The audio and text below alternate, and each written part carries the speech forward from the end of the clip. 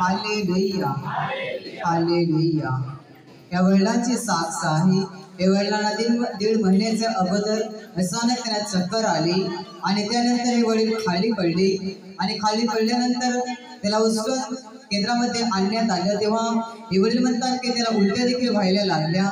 या त्रासासाठी या ठिकाणी या वडिलांकरता प्रार्थना करण्यात आली। ते प्रार्थनेच्या द्वारे या वडिलांना प्रभूचा स्पर्श झाला आणि त्याचा उलट्याचा त्रास थांबून गेला, परंतु त्याच्या डोक्यामध्ये चक्कर सारखी जाणवायला लागली, धुंदीसारखी जाणवत होती। या त्रासासाठी काही त्रास होत होते। या कारणाने या वडिलांना हॉस्पिटलमध्ये नेऊन आणलं, तरी पण त्याच्याने काही फरक जाणवला नाही। हे वडील म्हणतात पुन्हा त्यांना 2-3 ठिकाणी हॉस्पिटलमध्ये पुन्हा नेण्यात आलं, तरी देखील त्याला काही फरक जाणवला नाही। या कारणाने या वडिलांनी एका केंद्रामध्ये जाऊन शिबिर देखील केला, त्या ठिकाणी पण त्यांना पर्स झाला नाही, त्या ठिकाणी पण त्यांना बरं वाटलं नाही। या कारणाने या त्रासासाठी या वडिलांनी आपल्या केंद्रामध्ये शिबिर होता, या शिबिरमध्ये भाग घेतला।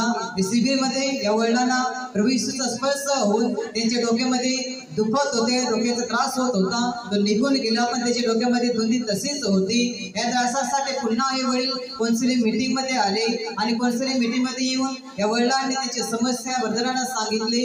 या वडिलांकरिता ब्रदरांनी प्रार्थना केली। या प्रार्थनेच्या द्वारे प्रभू येशूचा स्पर्श झाला आणि त्याच्या डोक्यातली धुंदी होती ती पूर्णपणे निघून गेली। आता हे वडील 20 दिवस झाले पूर्णपणे बरे आहेत, त्यांना काही त्रास होत नाही। हे वडील प्रभू येशूचे आभार मानतात। आपण जोरात टाळ्या वाजवून प्रभू येशूला धन्यवाद देऊया।